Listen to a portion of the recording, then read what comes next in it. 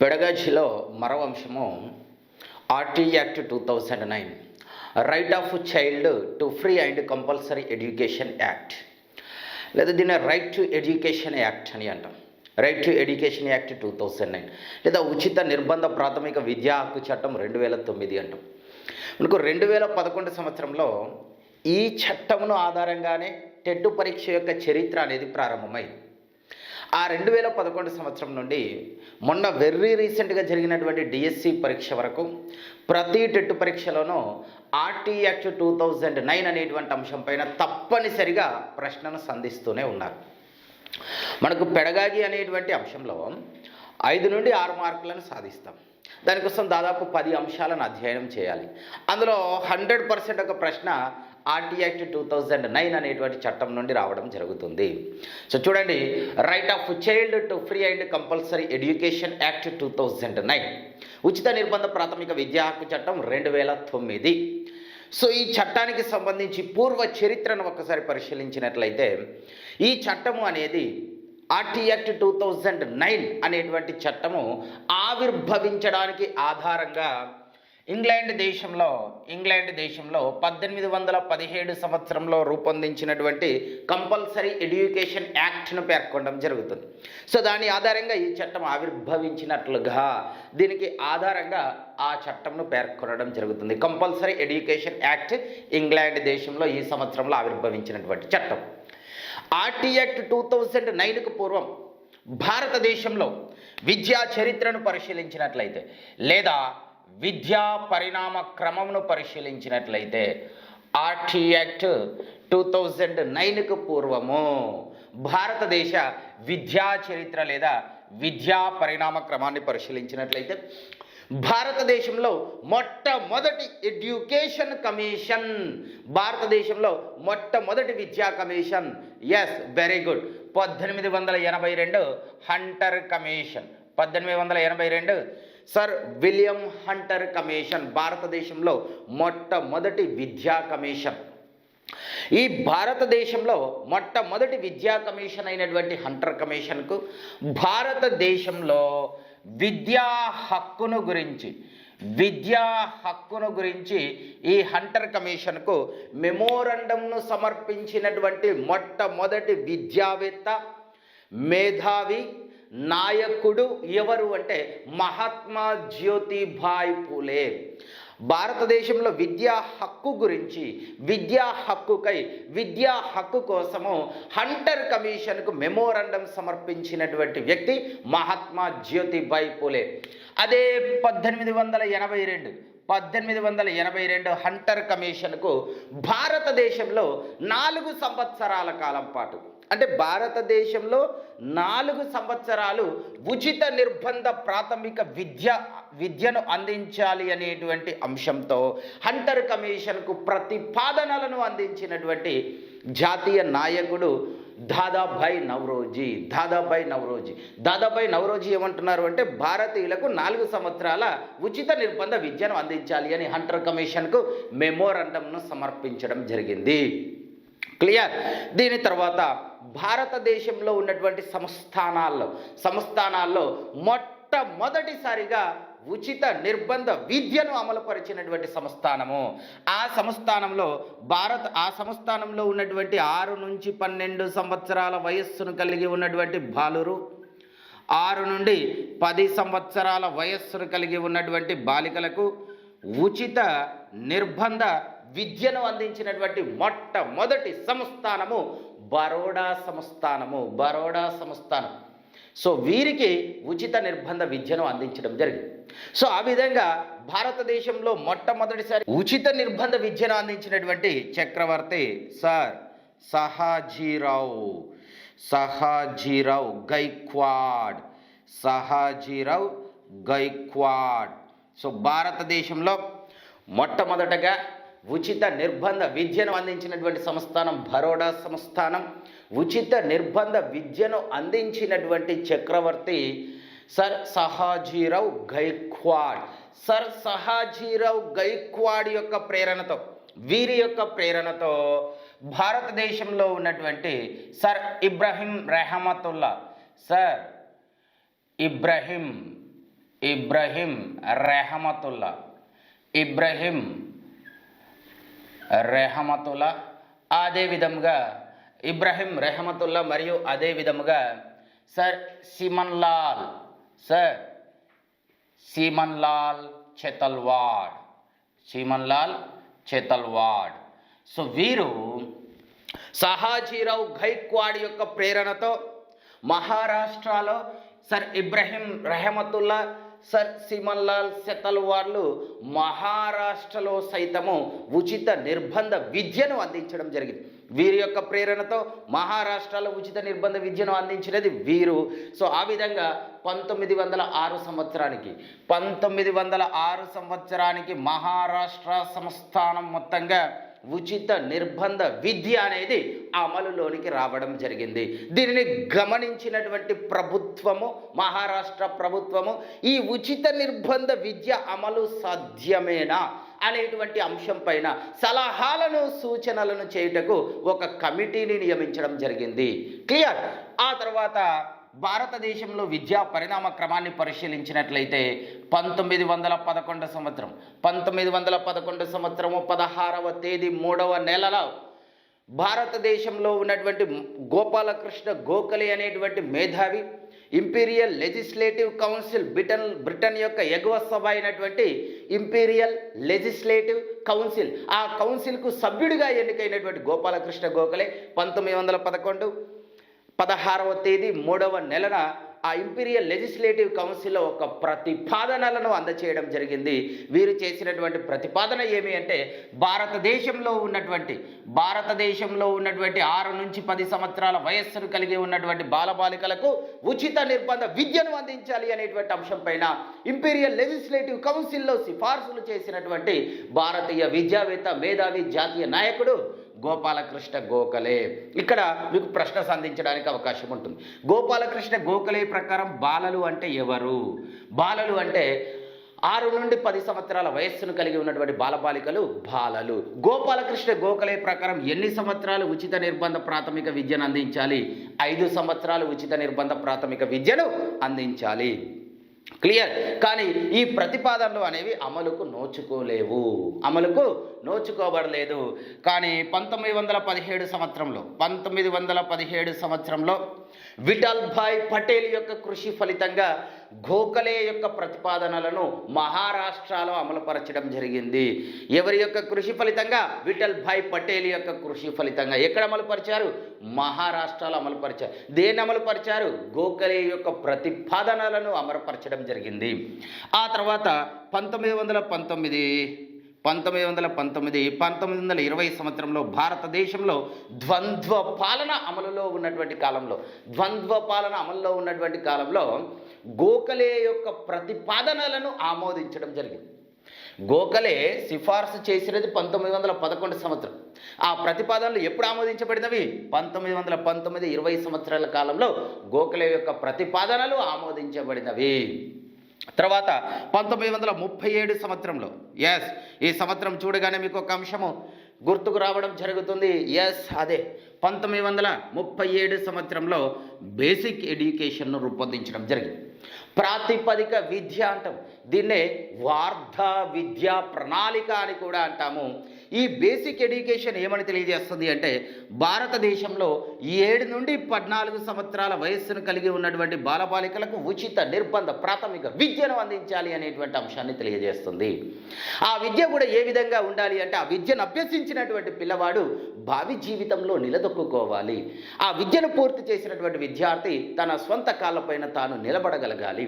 ఆ విద్యను పూర్తి చేసినటువంటి విద్యార్థి తన జీవనాన్ని తానే పోషించుకోవాలి. ఆ విధమైనటువంటి విద్యను అందించాలి 7 నుంచి 14 సంవత్సరాల కాలం వరకు. క్లియర్. 1938 సంవత్సరంలో భారతదేశంలో ఉన్నటువంటి central advisory board of education ఈ సంవత్సర కాలంలో బీజీ కేర్ కమిటీని నియమించడం జరిగింది. ఈ కమిటీ వారు మొట్టమొదటిసారిగా మన భారతదేశంలో 6 నుంచి 14 సంవత్సరాల వయస్సు ఉన్నటువంటి బాలబాలికలకు ఉచిత నిర్బంధ ప్రాథమిక విద్యను అందించాలి అని తీర్మానం చేయడం జరిగింది. 6 నుంచి 14 సంవత్సరాల వయస్సు ఉన్నటువంటి బాలబాలికలకు ఉచిత నిర్బంధ ప్రాథమిక విద్య అనేటువంటి అంశాన్ని మొట్టమొదటగా ప్రతిపాదించినటువంటి committee BG Kher committee. Clear. ఆ తర్వాత భారతదేశంలో మొట్టమొదటి స్వదేశీ విద్యా కమిషన్, మొట్టమొదటి స్వదేశీ విద్యా కమిషన్ చెప్పాలా? Yes, very good. మొట్టమొదటి స్వదేశీ విద్యా కమిషన్ 1944 సార్జెంట్ కమిషన్ మొట్టమొదటి స్వదేశీ విద్యా కమిషన్. ఈ కమిషన్ వారు ఏమని తెలియజేశారు అంటే భారతదేశంలో ఉన్నటువంటి 6 నుంచి 14 సంవత్సరాల వయస్సును కలిగి ఉన్నటువంటి బాలబాలికలకు ఉచిత నిర్బంధ ప్రాథమిక విద్యను అందించాలి. ఆ ఉచిత నిర్బంధ ప్రాథమిక విద్యను 6 నుండి 11 సంవత్సరాల పిల్లలకు జూనియర్ బేసిక్ ఎడ్యుకేషన్గా, 11 నుంచి 14 సంవత్సరాల వయసు గల పిల్లలకు సీనియర్ బేసిక్ ఎడ్యుకేషన్గా అందించాలి అని సార్జెంట్ కమిషన్ సిఫార్సులు చేయడం జరిగినది. క్లియర్. తర్వాత 1948 సంవత్సరంను పరిశీలించినట్లయితే 1948 డిసెంబర్ 10 సరే, ఇది చూడగానే మీకు ఒక అంశము గుర్తుకు రావడం జరుగుతుంది. ఎస్, 1948 డిసెంబర్ 10 నాటి యుఎన్ఓ యొక్క విశ్వ మానవ హక్కుల ప్రకటన ప్రపంచవ్యాప్తంగా శాంతిని స్థాపించాలి, ప్రపంచవ్యాప్తంగా సమానత్వమును స్థాపించాలి. ప్రపంచ శాంతి స్థాపనలో, ప్రపంచ సమానత్వ స్థాపనలో విద్య యొక్క ఆవశ్యకతను గుర్తించినటువంటి యుఎన్ఓ, యునైటెడ్ నేషన్స్ ఆర్గనైజేషన్స్ వారు విశ్వ మానవ హక్కులు వారు చేసినటువంటి విశ్వ మానవ హక్కుల ప్రకటనలో ఉన్నటువంటి 30 అధికరణాల్లో, 30 ఆర్టికల్స్లో, 30 హక్కుల్లో 26వ ఆర్టికల్ లేదా 26వ నిబంధన లేదా అధికరణ ఏమని తెలియజేస్తుంది అంటే విద్యా హక్కును గురించి తెలియజేస్తుంది. విద్యా హక్కును గురించి తెలియజేయడం జరుగుతుంది. ప్రపంచవ్యాప్తంగా ఉన్నటువంటి పౌరులందరూ విద్యను అభ్యసించేటువంటి హక్కును కలిగి ఉన్నారు అని యుఎన్ఓ విశ్వ మానవ హక్కుల ప్రకటనలోని 26వ అధికరణ తెలియజేయడం జరుగుతుంది. 1950 సంవత్సరంలో భారత ప్రభుత్వం బీజీ కేర్ కమిటీని నియమించడం జరిగింది. వీరు భారతదేశంలో ఉన్నటువంటి 6 నుంచి 14 సంవత్సరాల వయస్సును కలిగి ఉన్నటువంటి బాలబాలికలకు ఉచిత నిర్బంధ ప్రాథమిక విద్యను అందించాలి అనేటువంటి తీర్మానంను 1938 సంవత్సరంలోనే చేసి ఉన్నారు. సో దీనికి అనుగుణంగా భారతదేశంలో ఉన్నటువంటి 6 నుంచి 11 సంవత్సరాల వయస్సు ఉన్నటువంటి బాలబాలికలకు ఉచిత నిర్బంధ ప్రాథమిక విద్యను అందించాలి అనేటువంటి అంశాన్ని రెండవ పంచవర్ష ప్రణాళికలో ఈ అంశాన్ని పొందుపరచడం జరిగింది. రెండవ పంచవర్ష ప్రణాళిక కాలములో చేసినటువంటి తీర్మానము భారతదేశంలో ఉన్నటువంటి 6 నుంచి 11 సంవత్సరాల వయస్సును కలిగి ఉన్నటువంటి బాలబాలికలకు ఉచిత నిర్బంధ ప్రాథమిక విద్యను అందించాలి. 11 నుంచి 14 సంవత్సరాల వయస్సును కలిగి ఉన్నటువంటి బాలలకు మూడవ పంచవర్ష ప్రణాళికలో ఉచిత నిర్బంధ ప్రాథమిక విద్యను అందించాలి అనేటువంటి అంశాన్ని చేర్చారు. సో ఇక్కడ బీజీ కేర్ తెలియజేసినటువంటి అంశము 1950 సంవత్సరంలో బీజీ కేర్ కమిటీని నియమించడం జరిగింది. వీళ్ళు తెలియజేసినటువంటి అంశం ఏంటి అంటే ఈ సంవత్సర కాలం నాటి నుంచి అంటే 1950 లేదా 51 సంవత్సర కాలం నుండి 15 సంవత్సరాల కాలం పాటు భారతదేశంలో ఉన్నటువంటి 6 నుంచి 14 సంవత్సరాల వయసు ఉన్నటువంటి బాలబాలికలకు ఉచిత విద్యను అందించాలి అనగా 1951 సంవత్సర కాలం నాటి నుండి 1964-65 సంవత్సరాల కాలం వరకు 15 సంవత్సరాల కాలం పాటు ఉచిత నిర్బంధ ప్రాథమిక విద్యను అందించాలి. దానికోసం రెండవ పంచవర్ష ప్రణాళిక కాలంలో ఈ వయస్సు కలిగి ఉన్నటువంటి పిల్లలకు, మూడవ పంచవర్ష ప్రణాళిక కాలంలో ఈ వయస్సు కలిగి ఉన్నటువంటి పిల్లలకు ఉచిత నిర్బంధ ప్రాథమిక విద్యను అందించడం జరిగింది. ఇప్పుడు గమనించినట్లయితే 1950 సంవత్సరము జనవరి 26 ఇది చూడగానే మీకు గుర్తు రావాలి. Yes, very good. భారతదేశం యొక్క రాజ్యాంగం అన్నది అమలులోనికి వచ్చిన రోజు.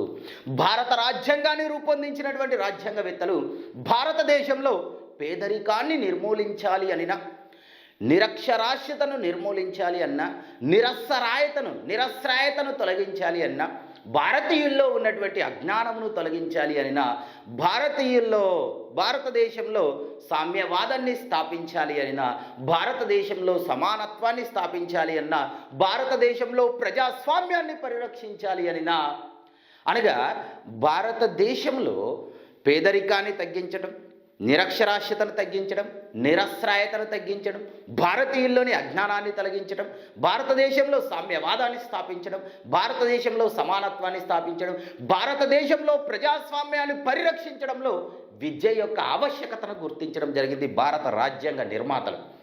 సో వీటి యొక్క పరిరక్షణలో, వీటి యొక్క స్థాపనలో విద్య ఆవశ్యకతను గుర్తించినటువంటి భారత రాజ్యాంగవేత్తలు, భారతీయులందరూ విద్యావంతులైనప్పుడే ప్రజాస్వామ్య పరిరక్షణ సాధ్యమవుతుంది, సామ్యవాద స్థాపన సాధ్యమవుతుంది, పేదరికం తొలగించబడుతుంది, నిరక్షరాస్యత తొలగించబడుతుంది అని గుర్తించి మరి భారతదేశంలో ఉన్నటువంటి భారతీయులందరికీ విద్యను అందించడం కోసము 1950 సంవత్సరంలో భారత రాజ్యాంగంలో ఉన్నటువంటి 4వ భాగం, భారత రాజ్యాంగంలోని 4వ భాగం దేని గురించి తెలియజేస్తుంది? ఆదేశిక సూత్రాలను గురించి తెలియజేస్తుంది. ఈ ఆదేశిక సూత్రాల్లో ఉన్నటువంటి 45వ నిబంధనలో 6 నుంచి 14 సంవత్సరాల వయస్సును కలిగి ఉన్నటువంటి బాలబాలికలందరికీ ఉచిత నిర్బంధ ప్రాథమిక విద్యను అందించాలి అనేటువంటి అంశాన్ని పొందుపరచడం జరిగింది. దేనికోసం పొందుపరిచారు? దీనికోసం పొందుపరిచారు. అంటే ప్రజాస్వామ్యాన్ని పరిరక్షించడం, సామ్యవాదాన్ని స్థాపించడం, ఇప్పటి వరకు నేను చెప్పినటువంటి మాటలన్నింటినీ సాధించడం కోసము 45వ నిబంధనలో 6 నుంచి 14 సంవత్సరాల వయస్సును కలిగి ఉన్నటువంటి బాలబాలికలందరికీ ఉచిత నిర్బంధ ప్రాథమిక విద్యను పొందే హక్కు కలదు అనేటువంటి అంశాన్ని చేర్చడం జరిగింది 1950 సంవత్సరం. రైట్. ఈ 1950 సంవత్సరంలో భారత రాజ్యాంగవేత్తలు సూచించినటువంటి అంశం ఏంటి అంటే, భారత రాజ్యాంగం అమలులోనికి వచ్చిన కాలం నాటి నుండి ఈ కాలంలో అమలులోనికి వచ్చింది 10 సంవత్సరాల కాలం వరకు, అనగా 1960 వరకు 6 నుంచి 14 సంవత్సరాల వయస్సును కలిగి ఉన్నటువంటి బాలబాలికలకు ఉచిత నిర్బంధ ప్రాథమిక విద్యను అందించాలి అనేటువంటి అంశాన్ని ఈ 45వ నిబంధనలో పొందుపరచడం జరిగింది. అనగా 10 సంవత్సరాల్లోగా ఈ లక్ష్యాన్ని చేరుకోవాలి, ఆ నిబంధనను పొందుపరచడం జరిగింది 1950 సంవత్సరంలో. క్లియర్. తర్వాత దీనికి సంబంధించినటువంటి మరో అంశంను పరిశీలించినట్లయితే 1966 సంవత్సరంలో ఆర్థిక సాంస్కృతిక అంతర్జాతీయ హక్కుల వేదిక చట్టము, ఆ చట్టంలో ఉన్నటువంటి 14వ ఆర్టికల్ ద్వారా విద్యా హక్కును నొక్కి చెప్పడం జరిగినది. తర్వాత పరిశీలించినట్లయితే మనం ఆర్టీ యాక్ట్ 2009 యొక్క పరిణామ క్రమాన్ని పరిశీలిస్తున్నాం. అంటే దానికి ముందు విద్య యొక్క పరిణామ క్రమాన్ని పరిశీలిస్తున్నాం. ఆ చట్టం ఆవిర్భవించడానికి గల కారణాలను పరిశీలిస్తున్నాము. జాగ్రత్తగా పరిశీలించినట్లయితే 1990 సంవత్సరం నుండి యుఎన్ఓ యొక్క సభ్య దేశాలైనటువంటి యుఎన్ఓ యొక్క అనుబంధ సంస్థలైనటువంటి యునెస్కో, యూనిసెఫ్ వీరు 1990 సంవత్సర కాలం నుంచి ప్రతి 10 సంవత్సరాలకు ఒకసారి అంతర్జాతీయ అక్షరాస్యత సమైక్య సమావేశాలను నిర్వహించడం జరుగుతుంది. ఆ విధంగా 1990 సంవత్సరంలో మొదటి సమావేశం నిర్వహించారు, 2000 సంవత్సరంలో రెండవ సమావేశం నిర్వహించారు. ఈ 2000 సంవత్సరంలో నిర్వహించినటువంటి ఈ సమావేశంను ఆఫ్రికా ఖండంలోని ఢాకర్ దేశంలో గల సెనెగల్ అనేటువంటి ప్రాంతంలో నిర్వహించడం జరిగింది. కాబట్టి దీన్ని సెనెగల్ సమావేశం లేదా ఢాకర్ సమావేశం లేదా రెండవ అంతర్జాతీయ అక్షరాస్యత సమైక్య సమావేశం లేదా 2000 సంవత్సరం కాలం నాటి అంతర్జాతీయ అక్షరాస్యత సమైక్య సమావేశంగా పేర్కొంటాం. వీరు ప్రతి సమావేశంలోనూ ఒక నినాదం ఇవ్వడం జరుగుతుంది. ఆ విధంగా ఈ రెండవ సమావేశంలో ఇచ్చినటువంటి నినాదము primary education is the primary right of citizen. Primary education is the primary right of citizen అనేటువంటి నినాదాన్ని సమావేశంలో ఇవ్వడం జరిగింది. అనగా ప్రాథమిక విద్య పౌరుడి యొక్క ప్రాథమిక హక్కు అని నినాదించడం జరిగింది. ఈ నినాదానికి అనుగుణంగానే ప్రపంచ దేశాలన్నీ ఆర్టీ చట్టాలను రూపొందించుకోవడం జరిగింది.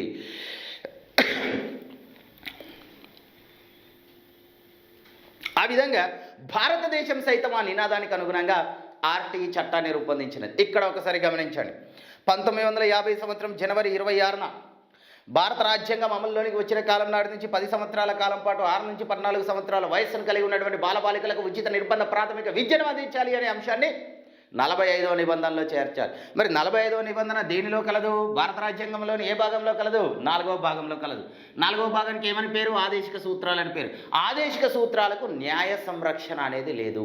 ఆదేశిక సూత్రాల్లో ఉన్నటువంటి హక్కుకు భంగం వాటిల్లినట్లయితే మనం న్యాయస్థానాలను ఆశ్రయించడానికి అవకాశం లేదు. వాటికి న్యాయ సంరక్షణ లేని కారణంగా ఈ అంశము అనేది భారతదేశంలో సంపూర్ణంగా అమలుకు నోచుకోలేకపోయినది.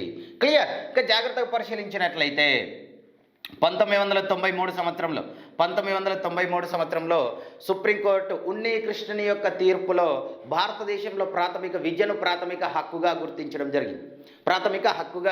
జరిగింది. ఈ అంశంను ఒక్కసారి మీరు పరిగణలోనికి తీసుకోవాలి. తర్వాత 2000 సంవత్సరంలో ఈ విధంగా నినాదించడం జరిగింది. మరియు ఆదేశిక సూత్రాలకు న్యాయ సంరక్షణ లేదు. 2000 సంవత్సరంలో primary education is the primary right of citizen అని నినాదించారు.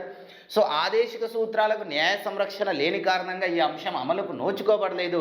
మరియు 2000 సంవత్సరంలో primary education is the primary right of citizen అని యుఎన్ఓ నినాదించడం జరిగింది. సో దీనికి అనుగుణంగా 2002 సంవత్సరంలో భారత రాజ్యాంగానికి 86వ రాజ్యాంగ సవరణ చేయడం జరిగింది.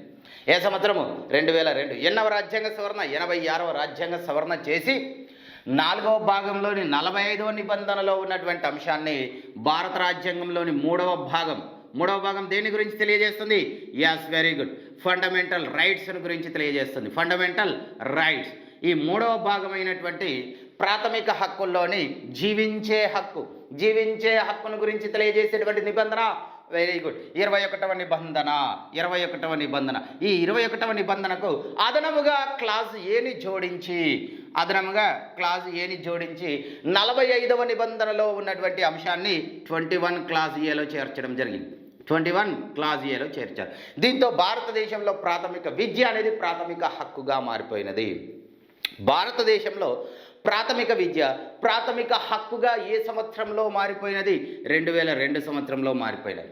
భారతదేశంలో ప్రాథమిక విద్య ప్రాథమిక హక్కుగా మారుటకు దోహదపడిన రాజ్యాంగ సవరణ 86వ రాజ్యాంగ సవరణ. ఇప్పుడు భారతదేశంలో ప్రాథమిక విద్య ప్రాథమిక హక్కు అని తెలియజేసే అధికరణ 21 క్లాజ్ ఏ అనేటువంటి అధికారం. ఈ అంశాలపైన ఇంతకు పూర్వం జరిగినటువంటి టెట్ పరీక్షల్లో కానీ డిఎస్సి పరీక్షల్లో కానీ నెంబర్ ఆఫ్ టైమ్స్ ప్రశ్నలు సంధించడం జరిగింది. క్లియర్. సో ఈ విధంగా 2002 సంవత్సరంలో 21 క్లాజ్ ఏ అనేటువంటి నిబంధన ద్వారా ప్రాథమిక విద్యను ప్రాథమిక హక్కుగా మార్చారు. ఈ నిబంధన ఈ అంశం ఇంతకు పూర్వం ఏ నిబంధనలో కలదు? 45వ నిబంధనలో కలదు. ఇప్పుడు దాన్ని ఎక్కడ చేర్చారు? 21 క్లాజ్ ఏలో చేర్చారు. దాంతో ఈ నిబంధన అనేది ఖాళీ అయిపోయి 45వ నిబంధన ఖాళీ అయినది. ఆ నిబంధనను దేనితో భర్తీ చేయడం జరిగింది అంటే 6 నుండి 14 సంవత్సరాల అంటే 6 సంవత్సరాల పిల్లలు ప్రాథమిక విద్యను అభ్యసించుటకు కావలసినటువంటి సంసిద్ధతను ఆ పిల్లలకు అందించడం కోసము 3 నుంచి 6 సంవత్సరాల వయస్సును కలిగి ఉన్నటువంటి బాలబాలికలకు పూర్వ ప్రాథమిక విద్యను అందించాలి అనేటువంటి అంశంతో 45వ నిబంధనను భర్తీ చేయడం జరిగింది. అనగా 2002కు పూర్వం 45వ నిబంధన ఏం తెలియజేస్తుంది? 6 నుంచి 14 సంవత్సరాల వయస్సును కలిగి ఉన్నటువంటి బాలబాలికలకు ఉచిత నిర్బంధ ప్రాథమిక విద్యను అందించాలని తెలియజేస్తుంది. 2002 తర్వాత 45వ నిబంధన ఏం తెలియజేస్తుంది? 3 నుంచి 6 సంవత్సరాల వయస్సును కలిగి ఉన్నటువంటి బాలబాలికలకు ఉచిత పూర్వ ప్రాథమిక విద్యను అందించాలి అనేటువంటి అంశాన్ని తెలియజేయడం జరుగుతుంది. క్లియర్. ఈ విధంగా ఈ పరిణామ క్రమం అనేది ఈ విధంగా ఉంది. సో ఈ విధంగా 2002 సంవత్సరంలో ప్రాథమిక విద్యను ప్రాథమిక హక్కుగా మార్పు చెందించి 2003 సంవత్సరంలో భారతదేశంలో ఆర్టీఈ ముసాయిదాను రూపొందించడం జరిగింది. 2003 సంవత్సరంలో ఆర్టీఈ ముసాయిదాను రూపొందించారు. 2004 సంవత్సరంలో ఈ ఆర్టీఈ చట్టానికి సంబంధించి భారతదేశంలో ఉన్నటువంటి మేధావుల నుండి విద్యావంతుల నుంచి ఉన్నత విద్యను అభ్యసించినటువంటి వ్యక్తుల నుండి ఈ చట్టానికి సంబంధించినటువంటి సలహాలను సూచనలను స్వీకరించడం జరిగింది. 2005 సంవత్సరంలో ఈ చట్టాన్ని గురించి భారతదేశంలో ఉన్నటువంటి మేధావుల మధ్య విద్యావంతుల మధ్య ఉపాధ్యాయుల మధ్య ఒక డిబేట్ను నిర్వహించడం జరిగింది. ఆ విధంగా 2009 సంవత్సరం జూలై 2 2009 సంవత్సరం జూలై 2న ఈ చట్టంను కేంద్ర క్యాబినెట్ ఆమోదించడం జరిగింది. 2020 సంవత్సరం జూలై 29న నూతన జాతీయ విద్యా విధానం 2020ను కేంద్ర క్యాబినెట్ ఆమోదించడం జరిగింది. క్లియర్. మీరు మొన్నే వార్తాపత్రికల్లో చూశారు, గమనించాలి. 2009 జూలై 2న కేంద్ర ప్రభుత్వం ఆర్టీ యాక్ట్ 2009 ఆమోదించడం జరిగింది. 2020 సంవత్సరం జూలై 29న నూతన జాతీయ విద్యా విధానం 2020ని కేంద్ర ప్రభుత్వం ఆమోదించడం జరిగింది. సో ఈ విధంగా కేంద్ర ప్రభుత్వం యొక్క ఆమోదం పొందినటువంటి ఈ చట్టం 2009 సంవత్సరం జూలై 20న రాజ్యసభ యొక్క ఆమోదం పొందడం జరిగింది. 2009 సంవత్సరం 2009 సంవత్సరం ఆగస్టు 4న లోక్సభ ఆమోదం పొందడం జరిగింది. లోక్సభ యొక్క ఆమోదం పొందడం జరిగింది 2009 సంవత్సరము ఆగస్టు 26న ఈ చట్టం రాష్ట్రపతి యొక్క ఆమోదం పొందడం జరిగింది. రాష్ట్రపతి ఆమోదం పొందడం జరిగింది. క్లియర్? చాలా పరీక్షలు అడిగాడు ప్రశ్న. ఆర్టీ యాక్ట్ 2009 చట్టానికి రాజముద్ర ఎప్పుడు లభించినది అన్నాడు. రాజముద్ర లభించడం అంటే రాష్ట్రపతి యొక్క ఆమోదం తెలపటము. మరి రాష్ట్రపతి ఎప్పుడు ఆమోదం తెలిపారు అంటే 2009 ఆగస్టు 26న రాష్ట్రపతి ఆమోదం పొందడం జరిగింది ఈ చట్టం. రైట్, ఇక్కడ మీరు గమనించవలసినటువంటి అంశము రాష్ట్రపతి ఆమోదం పొందినది ఎప్పుడు అంటే 2009 ఆగస్టు 26. కానీ మీకు పాఠ్య పుస్తకంలో 2009 ఆగస్టు 27 అని ముద్రించబడింది. గమనించాలి ఈ అంశంను. 2009 ఆగస్టు 26న రాష్ట్రపతి ఆమోదం పొందడం జరిగింది. మరి అప్పుడు రాష్ట్రపతిగా ఎవరున్నారు అనేటువంటి అంశాన్ని కూడా మనం పరిశీలించినట్లయితే భారతదేశానికి మొట్టమొదటి మహిళా రాష్ట్రపతి అయినటువంటి శ్రీమతి ప్రతిభా దేవి సింగ్ పాటిల్ గారు రాష్ట్రపతిగా ఉన్నారు. ఈ చట్టాన్ని ఆమోదించినటువంటి రాష్ట్రపతి ఎవరంటే ప్రతిభా దేవి సింగ్ పాటిల్. సో ఈ విధంగా ఆమోదించబడినటువంటి ఈ చట్టము 2010 సంవత్సరము ఏప్రిల్ 1 నుండి భారతదేశంలో ఉన్నటువంటి జమ్మూ కాశ్మీర్ను మినహాయించి మిగతా అన్ని రాష్ట్రాల్లోనూ అమల్లోనికి రావడం జరిగింది. 2012 డిఎస్సీలో అడిగాడు ఈ ప్రశ్న. చాలా టెట్ పరీక్షల్లో అడిగాడు ఈ ప్రశ్న. ఆర్టీఈ చట్టం అమల్లోనికి వచ్చినది ఎప్పటి నుంచి? 2010 సంవత్సరము ఏప్రిల్ 1 నుండి. చాలా టెట్ పరీక్షలు అడిగాడు ప్రశ్న. ఆర్టీఈ చట్టం వర్తించని రాష్ట్రంను గుర్తించమన్నాడు. జమ్మూ కాశ్మీర్కు వర్తించదు, మిగతా భారతదేశంలోని అన్ని రాష్ట్రాలకు వర్తిస్తుంది. అయితే వెరీ రీసెంట్గా 370 అనేటువంటి ఆర్టికల్ను రద్దు చేయడం ద్వారా ఈ చట్టం అనేది జమ్మూ కాశ్మీర్కు కూడా వర్తిస్తుంది. కానీ దానికి సంబంధించినటువంటి ఈ చట్టానికి ఇప్పటి వరకు ఏ విధమైనటువంటి సవరణ చేయలేదు. సో కాబట్టి ఇప్పటికీ చట్టంలో ఇదే ఉంది కాబట్టి మనం దీన్నే పరిగణలోనికి తీసుకోవడం జరుగుతుంది. క్లియర్? గమనించాలి. ఈ విధంగా ఈ చట్టం అనేది అమల్లోనికి రావడం జరిగింది. ఈ విధంగా అమల్లోనికి వచ్చినటువంటి ఈ చట్టాన్ని అమలుపరచుటకు దాదాపుగా 25,000 కోట్ల వ్యయం అనేది అవుతుంది. 25,000 కోట్ల వ్యయం అనేది అవుతుంది. ఈ వ్యయాన్ని కేంద్ర రాష్ట్ర ప్రభుత్వాలు 50:50 నిష్పత్తిలో భరించాలి అని ఆర్థిక సంఘం సిఫార్సులు చేయడం జరిగినది. కానీ ఈ వ్యయాన్ని కేంద్ర రాష్ట్ర ప్రభుత్వాలు 70:30 నిష్పత్తిలో భరిస్తున్నవి. అదే ఈశాన్య రాష్ట్రాలైనట్లయితే కేంద్ర రాష్ట్ర ప్రభుత్వ వ్యయాల నిష్పత్తి 90:10గా ఉంది. 90:10గా ఉంది. రేపు పొద్దున మీరంతా ఉపాధ్యాయులు అవుతారు. ఎస్, మీరు ఉపాధ్యాయులు అవుతారు. మీరు తీసుకునేటువంటి వేతనంలో కేంద్ర ప్రభుత్వం 70% చెల్లిస్తుంది, మీ రాష్ట్ర ప్రభుత్వం 30% చెల్లిస్తుంది. గమనించాలి. సో ఈ విధంగా ఈ చట్టాన్ని అమలుపరచడానికి ఇంత వ్యయం అవుతుంది. దాన్ని కేంద్ర రాష్ట్ర ప్రభుత్వాలు ఈ నిష్పత్తిలో భరిస్తాయి, ఈశాన్య రాష్ట్రాలు అయితే ఈ నిష్పత్తిలో భరించడం జరుగుతుంది. మరి ఇంత వ్యయంతో ఈ చట్టాన్ని అమలుపరచడం ద్వారా భారతదేశంలో ఉన్నటువంటి దాదాపు 92 లక్షల మంది బాలలు వృద్ధి పొందుతున్నారు. 92 లక్షల మంది బాలలు ఈ చట్టం ద్వారా వృద్ధి పొందుతున్నారు. ఈ చట్టాన్ని పర్యవేక్షించేటువంటి బాధ్యతను సర్వశిక్ష అభియాన్ వారికి అప్పగించడం జరిగింది. సర్వశిక్ష అభియాన్. మరి సర్వశిక్ష అభియాన్ అనేది మన రాష్ట్రాల్లో ఆర్వీఎం అనే పేరుతో అమలుపరచబడుతుంది. రాజీవ్ విద్యా మిషన్ అనే పేరుతో అమలుపరచబడుతుంది. అనగా మన రాష్ట్రంలో ఈ చట్టాన్ని రాజీవ్ విద్యా మిషన్ వారు పర్యవేక్షిస్తే దేశవ్యాప్తంగా ఈ చట్టంను సర్వశిక్ష అభియాన్ వారు పర్యవేక్షించడం జరుగుతుంది. క్లియర్? రైట్. ఈ చట్టంలో ఉన్నటువంటి అంశాలన్నీ భారత రాజ్యాంగంలో ఉన్నటువంటి 29, 30 నిబంధనలకు లోబడి ఉంటాయి. మరి 29, 30 నిబంధనలు ఏం తెలియజేస్తాయో మనకు అవగాహన ఉండాలి. ఈ చట్టంలోని అంశాలన్నీ కూడా రాజ్యాంగంలో ఉన్నటువంటి నిబంధనలకు లోబడి ఉండడం జరుగుతుంది. ఈ చట్టమును గురించినటువంటి అవగాహనను ప్రజల్లో కల్పించుటకై రోల్ కాల్ అనేటువంటి ఒక లఘు చిత్రంను రూపొందించడం జరిగింది. రోల్ కాల్ మీరు యూట్యూబ్లో కొట్టినా మీకు వచ్చేస్తుంది. రోల్ కాల్, మేల్కొలుపు అంటాం. మేల్కొలుపు. ఈ రోల్ కాల్ అనేటువంటి ఈ లఘు చిత్రానికి నందితా దాస్ ప్రచారకర్తగా వ్యవహరించడం జరిగింది. సో ఈ విధంగా అమల్లోనికి వచ్చినటువంటి ఈ చట్టంలో 7 అధ్యాయాలు కలవు. 38 సెక్షన్స్ లేదా విభాగాలు కలవు. 68 ఉప విభాగాలు లేదా సబ్ సెక్షన్స్ కలవు. ఒక అనుబంధ షెడ్యూల్ అనేది కలదు. క్లియర్? నెంబర్ ఆఫ్ టెట్ పరీక్షలు అడిగాడు ప్రశ్న. ఆర్టీఈ చట్టంలోని అధ్యాయాలు, సెక్షన్స్, అనుబంధ షెడ్యూళ్ల సంఖ్య వరుసగా అన్నాడు.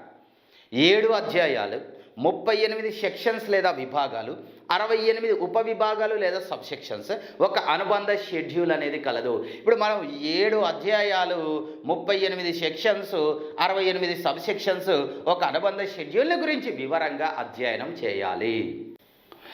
ఈ చట్టంలో గల అధ్యాయాల సంఖ్య 7, సెక్షన్స్ లేదా విభాగాల సంఖ్య 38, సబ్ సెక్షన్స్ లేదా ఉపవిభాగాల సంఖ్య 68, అనుబంధ షెడ్యూల్స్ సంఖ్య 1. సో ఏ అధ్యాయం గురించి ఏ సెక్షన్స్ తెలియజేస్తున్నాయో అనేటువంటి అంశాన్ని పరిశీలించినట్లయితే, మొదటి అధ్యాయం పేరు ఉపోద్ఘాతము, ప్రిలిమినరీస్. దీని గురించి మొదటి 2 సెక్షన్లు తెలియజేస్తాయి. రెండవ అధ్యాయం పేరు ఉచిత నిర్బంధ ప్రాథమిక విద్యా హక్కు, right to free and compulsory education. దీని గురించి 3, 4, 5 సెక్షన్లు తెలియజేస్తాయి. మూడవ అధ్యాయం పేరు సంబంధిత ప్రభుత్వం, స్థానిక ప్రభుత్వం, తల్లిదండ్రుల యొక్క విధులు, appropriate government, local government and parents. అంటే ఈ అధ్యాయం యొక్క పేరేంటి అంటే duties of appropriate government, local government and parents. దీనిని గురించి 6 నుండి 11 వరకు ఉన్నటువంటి సెక్షన్లు తెలియజేస్తాయి. 4వ అధ్యాయం కీలకమైనటువంటి అధ్యాయము, ముఖ్యమైనటువంటి అధ్యాయము, మనకు ప్రశ్న సంధించడానికి అవసరం ఉన్న కీలకమైనటువంటి అధ్యాయం. ఈ అధ్యాయం పేరు పాఠశాల ఉపాధ్యాయుల యొక్క విధులు, duties of school and teachers. దీనిని గురించి 12 నుంచి 28 వరకు ఉన్నటువంటి సెక్షన్లు తెలియజేస్తాయి. 5వ అధ్యాయము జాతీయ పాఠ్య ప్రణాళిక చట్టము మరియు ప్రాథమిక విద్య పూర్తి, curriculum and completion of elementary education. దీని గురించి 29, 30 సెక్షన్లు తెలియజేస్తాయి.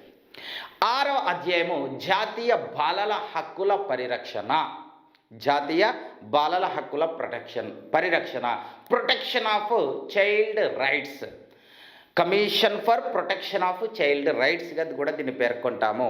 దీనిని గురించి 31 నుండి 34 వరకు ఉన్నటువంటి సెక్షన్లు తెలియజేస్తాయి. ఇంకా చివరి అధ్యాయము వివిధ అంశాలు, మిస్లేనియస్. దీని గురించి 35 నుంచి 38 వరకు ఉన్నటువంటి సెక్షన్లు తెలియజేయడం జరుగుతుంది. ఇక్కడ మనకు ఈ టేబుల్ పైన స్పష్టమైన అవగాహన ఉన్నట్లయితే కొన్ని సందర్భాల్లో సంధించేటువంటి ప్రశ్నలకు మనం సమాధానం చేయడానికి అవకాశం ఉంటుంది. ఇక్కడ గమనించండి, 2018, 2017 సంవత్సరం చివరిలో, 2018 ప్రారంభ కాలంలో తెలంగాణ రాష్ట్రంలో డిఎస్సి పరీక్ష నిర్వహించారు. ఆ డిఎస్సి పరీక్షలో ఒక ప్రశ్న అడగడం జరిగింది. ఇక్కడ చూడండి, భారతదేశంలో ఉన్నటువంటి పాఠశాలలన్నింటికీ ఒకే విధమైనటువంటి పాఠ్య ప్రణాళికను, భారతదేశంలో ఉన్నటువంటి పాఠశాలలన్నింటికీ ఒకే విధమైన పాఠ్య ప్రణాళికను కేంద్రీయ విద్యా అధికృత సంస్థ, కేంద్రీయ విద్యా అధికృత సంస్థ రూపొందించాలని ఆర్టీ యాక్ట్ 2009లోని ఏ సెక్షన్ తెలియజేస్తుంది అని ప్రశ్నించడం జరిగింది. ఏ సెక్షను తెలియజేస్తుంది అని ప్రశ్నించారు. ప్రశ్న చూడండి, భారతదేశంలో ఉన్నటువంటి పాఠశాలలన్నింటికీ ఒకే విధమైనటువంటి పాఠ్య ప్రణాళికను కేంద్రీయ విద్యా అధికృత సంస్థ రూపొందించాలి అని ఈ చట్టంలో ఏ సెక్షన్ తెలియజేస్తుంది అని ప్రశ్నించాడు. సులభంగా అంటే ఆప్షన్స్ ఈ విధంగా ఇచ్చారు. నెంబర్ 1 29వ సెక్షను, నెంబర్ 2 25వ సెక్షను, నెంబర్ 3 15వ సెక్షను, నెంబర్ 4 35వ సెక్షన్. ఈ విధంగా ఆప్షన్స్ ఇవ్వడం జరిగింది. మన అదృష్టం బాగా ఉండి ప్రశ్న ఇలా సంధించినట్లయితే మనం అత్యంత సులభంగా సమాధానం చేయవచ్చు. దీనిపైన మనకు అవగాహన ఉన్నట్లయితే ఇప్పుడు ఈ ప్రశ్నకు మీకు సరైనటువంటి సమాధానం రావాలి, సరైన సమాధానం వచ్చి ఉండాలి. సరైనటువంటి సమాధానం రానట్లయితే మీలో పరిశీలన శక్తి లేదని అర్థం, మీరు పరిశీలించడం లేదు అని అర్థం, మీలో ఏకాగ్రత అనేది లేదని అర్థం, మీరు అవధానమును నిలిపి ఉంచడం లేదని అర్థము. అనగా మీరు ఈ వీడియోను వీక్షించడం ద్వారా ప్రయోజనం లేదని అర్థం. గమనించాలి. ఇప్పుడు దీనికి మీకు సమాధానం రావాలి, దీన్ని పరిశీలిస్తున్నారు, దీనికి సమాధానం రావాలి, దీన్ని పరిశీలిస్తున్నారు, దీనికి సమాధానం రావాలి. వచ్చిందా? Yes, very good. ఏమవుతుంది సమాధానం? 29 అవుతుంది. 29 అవుతుంది. Clear, very good. గమనించండి, ప్రశ్న దేని గురించి అడుగుతున్నాడు? పాఠ్య ప్రణాళికను గురించి అడుగుతున్నాడు. దేని గురించి? పాఠ్య ప్రణాళికను గురించి. పాఠ్య ప్రణాళికను గురించి తెలియజేసేటువంటి అధ్యాయం ఏంటి? ఎక్కడుంది పాఠ్య ప్రణాళిక? ఇక్కడ ఉంది పాఠ్య ప్రణాళిక. పాఠ్య ప్రణాళికను గురించి తెలియజేసే అధ్యాయం ఏంటి? 5వ అధ్యాయం. 5వ అధ్యాయంలో ఉన్న సెక్షన్స్ ఏంటి? 29, 30. మనకు ఆప్షన్స్లో ఏముంది? 29 ఉంది. అదే ఆన్సర్ అవుతుంది. అనగా కొన్ని సందర్భాల్లో ఈ విధంగా అడిగినట్లయితే మనం సులభంగా సమాధానం చేయడానికి అవకాశం ఉంటుంది. క్లియర్? అలా కాకుండా ఆప్షన్స్ నెంబర్ 1 29 ప్రశ్న అదే ఆప్షన్స్ మారుస్తున్నాం ఇక్కడ 30, 31, 32 ఈ విధంగా ఆప్షన్స్ ఇచ్చినప్పుడు మనకు ప్రతి సెక్షన్లో ఉన్నటువంటి అంశాన్ని గురించి స్పష్టమైన అవగాహన ఉండాలి. ఇలా ఆప్షన్స్ ఇచ్చినట్లయితే మనం ఈజీగా ఆ సమస్యను సాధించవచ్చు. ఇలా ఆప్షన్స్ ఇచ్చినట్లయితే ప్రతి సెక్షన్ గురించిన అవగాహన ఉండాలి. ఇప్పుడు ఉపాధ్యాయుడి యొక్క విధిని గురించి ఒక ప్రశ్న వేశాడు. ఉపాధ్యాయుని యొక్క విధిని గురించి ఒక ప్రశ్న వేశాడు అంటే ఉపాధ్యాయ విధులను గురించి ఈ సెక్షన్లో తెలియజేస్తాయి. అంటే మనకి ఇచ్చినటువంటి ఆప్షన్స్లో ఈ మధ్య ఏ ఒక్క నెంబర్ మాత్రమే ఆప్షన్గా ఉంటుందో అదే ఆన్సర్ అవుతుంది. క్లియర్? ఈ విధంగా దీనిపైన అంటే ఏ అధ్యాయంను గురించి ఏ సెక్షన్లు తెలియజేస్తాయి అనేటువంటి అంశం పైన మనకు అవగాహన ఉంటే కొన్ని సందర్భాల్లో మనకుండేటువంటి ఆలోచన విధానం ద్వారా, మనకుండేటువంటి వివేచన ద్వారా, మనకున్నటువంటి విశ్లేషణ సామర్థ్యం ద్వారా, మనకున్నటువంటి విచక్షణ సామర్థ్యం ద్వారా, మనకున్నటువంటి తెలివితేటల ద్వారా ఇలాంటి సమస్యలను మనం సాధించవచ్చు. ఇప్పుడు గమనించినట్లయితే మనం ఒక్కో అధ్యాయము, ఆ అధ్యాయంలో ఉండేటువంటి సెక్షన్స్, అందులో ఉండేటువంటి సబ్ సెక్షన్స్ మొత్తాన్ని గురించి నేర్చుకున్న తర్వాత అనుబంధ షెడ్యూల్లో ఉన్నటువంటి అంశాలను గురించి నేర్చుకోవాలి. మరి మొదటి అధ్యాయం ఏంటి? ఉపోద్ఘాతము. మొదటి అధ్యాయము ఉపోద్ఘాతము, ప్రిలిమినరీస్. దీని గురించి ఎన్ని సెక్షన్లు తెలియజేస్తాయి? మొదటి 2 సెక్షన్లు తెలియజేస్తాయి. క్లియర్? మొదటి 2 సెక్షన్లు తెలియజేస్తాయి. ఇప్పుడు అందులో ఒక్కో సెక్షన్ గురించి మనం నేర్చుకోవాలి. మొదటి సెక్షన్లో మొదటి సెక్షన్ క్లాజ్ 1, మొదటి సెక్షన్ క్లాజ్ 1, సెక్షన్ 1 క్లాజ్ 1 చూడండి. సెక్షన్ 1 క్లాజ్ 1 ఏం తెలియజేస్తుంది అంటే ఈ చట్టం యొక్క పేరును గురించి తెలియజేస్తుంది. చట్టం యొక్క పేరు. మరి ఏంటి చట్టం యొక్క పేరు? ఈ చట్టం యొక్క పేరు right of child to free and compulsory education act 2009, లేదా రైట్ టు ఎడ్యుకేషన్ యాక్ట్ 2009, లేదా ఉచిత నిర్బంధ ప్రాథమిక విద్యా హక్కు చట్టం 2009, లేదా జాతీయ విద్యా హక్కు చట్టం 2009. ఇది ఈ చట్టం యొక్క పేరు. క్లియర్? తర్వాత సెక్షన్ 1 సబ్సెక్షన్ 2, సబ్సెక్షన్ 1 ఇది తెలియజేస్తుంది. సెక్షన్ 1 సబ్సెక్షన్ 2 దేన్ని తెలియజేస్తుంది? ఈ చట్టం యొక్క పరిధిని గురించి తెలియజేస్తుంది. చట్టం యొక్క పరిధి. మరి ఏంటి చట్టం యొక్క పరిధి? ఈ చట్టం యొక్క పరిధి ఏంటి అంటే భారతదేశంలో ఉన్నటువంటి జమ్మూ కాశ్మీర్ను మినహాయించి ఇతర అన్ని రాష్ట్రాల్లోనూ అమలుపరచబడుతుంది. అది దాని యొక్క పరిధి. 370 క్లాస్ డి అనేటువంటి ఆర్టికల్ను రద్దు చేయడం ద్వారా ఈ చట్టము జమ్మూ కాశ్మీర్కు కూడా వర్తిస్తుంది. కానీ ఇప్పటి వరకు దానికి సంబంధించిన సవరణ ఈ చట్టానికి చేయలేదు. క్లియర్? గమనించాలి.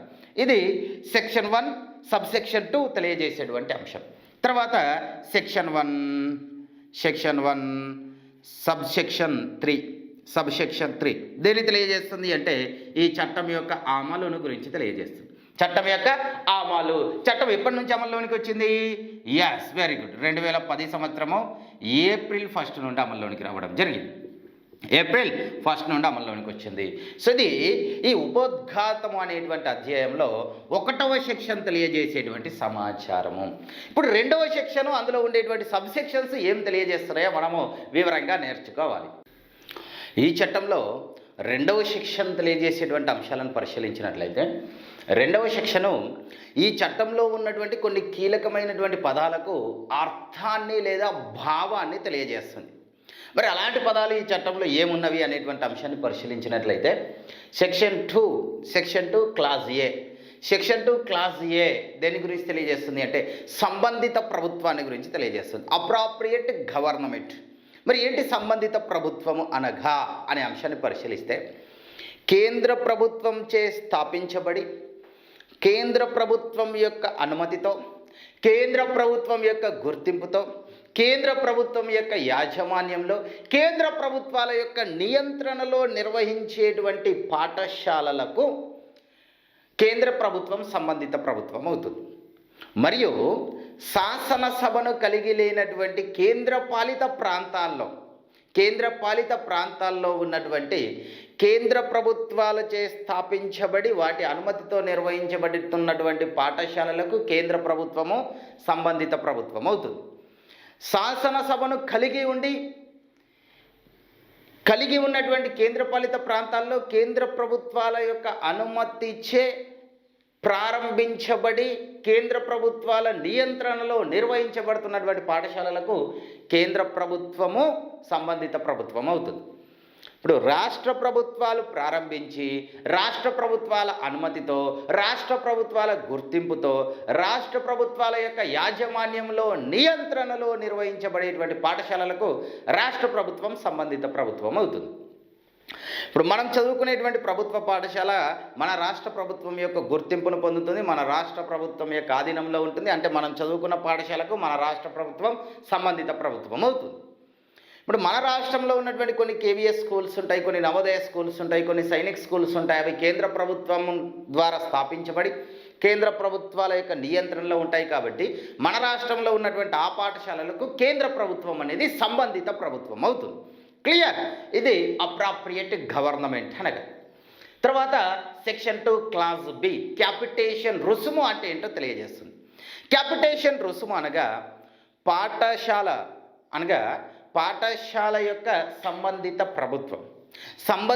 ప్రభుత్వాలు కానీ స్థానిక ప్రభుత్వాలు కానీ నిర్దేశించినటువంటి ఫీజు కంటే పిల్లవాడి నుంచి ఎక్కువ ఫీజును వస్తు రూపంలో కానీ ధన రూపంలో కానీ చందాల రూపంలో కానీ బహుమానాల రూపంలో కానీ ఇతర రూపాల్లో కానీ వసూలు చేసేటువంటి రుసుమును క్యాపిటేషన్ రుసుము అంటారు.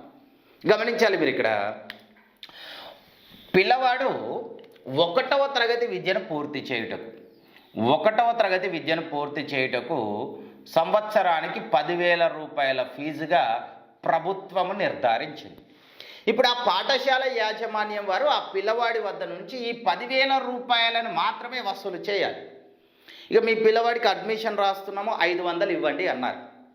యాజమాన్యం వారు 500 అడుగుతున్నారు. అంటే ఆ పాఠశాల విద్యార్థి యొక్క తల్లిదండ్రులు ఈ 10,000తో పాటు అదనంగా 500 కడతారు. ఆ 500 అనేది క్యాపిటేషన్ రుసుము అవుతుంది. మీ పిల్లవాడికి హాల్ టికెట్ ఇవ్వాలి 1,000 రూపాయలు కట్టండి అన్నారు. ఈ 10,000తో పాటు 1,000 రూపాయలు పే చేస్తారు. ఆ 1,000 రూపాయలు క్యాపిటేషన్ రుసుము అవుతుంది. మీ పిల్లవాడికి అటెండెన్స్ లేదు, పోరగాడు బడికి రాలే, 500 కట్టండి ఫైన్ అంటున్నారు. ఈ 10,000తో పాటు ఆ 500 కడతారు. అది క్యాపిటేషన్ రుసుము అవుతుంది. అంటే ప్రభుత్వాలు నిర్దేశించినటువంటి ఫీజు కాకుండా పిల్లవాడి వద్ద నుంచి 1 రూపాయి వసూలు చేసిన అది ఏమవుతుంది అంటే క్యాపిటేషన్ రుసుము అవుతుంది. అది క్యాపిటేషన్ రుసుము అంటే. క్లియర్? Very good. తర్వాత సెక్షన్ 2 క్లాజ్ సి ప్రకారం పిల్లలు అనగా ఈ చట్టం ప్రకారము పిల్లలు అనగా 6 నుండి 14 సంవత్సరాల వయస్సును కలిగి ఉన్నటువంటి బాలబాలికలు పిల్లలు అవుతారు. క్లియర్? అయితే ఇప్పుడు దీన్ని మార్చబోతున్నారు. దీనిని సవరించడం జరుగుతుంది. సవరిస్తారు. ఎందుకు సవరిస్తారు అంటే 2020 సంవత్సరము జూలై 29న నూతన జాతీయ విద్యా విధానం 2020ని కేంద్ర ప్రభుత్వం ఆమోదించినది. ఆ నూతన జాతీయ విద్యా విధానం ప్రకారం పిల్లలు అంటే 3 నుంచి 18 సంవత్సరాల వయస్సును కలిగి ఉన్నటువంటి బాలబాలికలు. ఈ విధంగా ఈ చట్టాల్లో ఉన్నటువంటి పిల్లలు అనేటువంటి అంశాన్ని సవరిస్తారు. క్లియర్? సో అది ఈ అంశాన్ని గుర్తుపెట్టుకోవాలి. తర్వాత సెక్షన్ 2 క్లాజ్ డి ప్రకారం ప్రతికూల వర్గాల పిల్లలు అంటే షెడ్యూల్డ్ కులాలు, షెడ్యూల్డ్ తెగలు, సామాజికంగా విద్యాపరముగా వెనకబడిన వర్గాలు, అనాథలు, వీధి బాలలు, HIV వ్యాధిగ్రస్తులు, వీరిని ప్రతికూల వర్గాల పిల్లలుగా పేర్కొంటాం.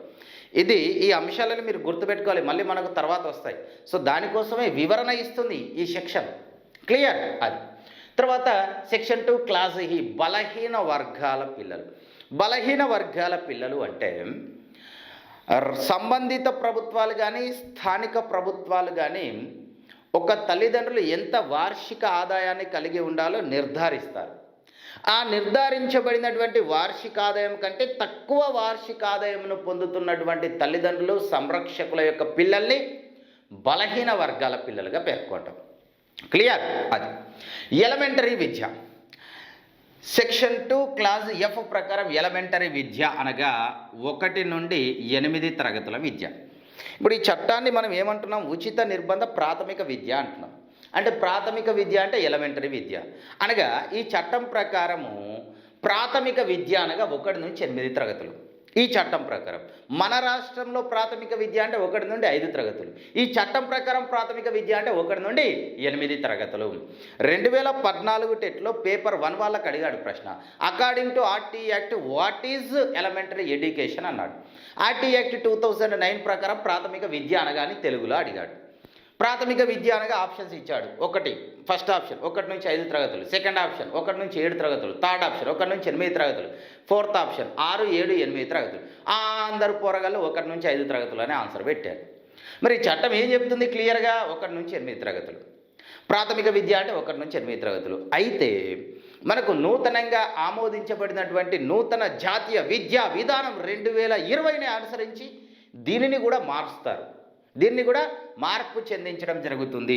దీన్ని ఏ విధంగా మార్పు చెందిస్తారు అంటే భారతదేశంలో అమలుపరచబడేటువంటి అంటే ఉచిత నిర్బంధంగా అమలుపరిచేటువంటి విద్య 5+3+4 ఈ విధానంలో ఉచితంగా నిర్బంధంగా విద్యను అమలుపరచడం జరుగుతుంది.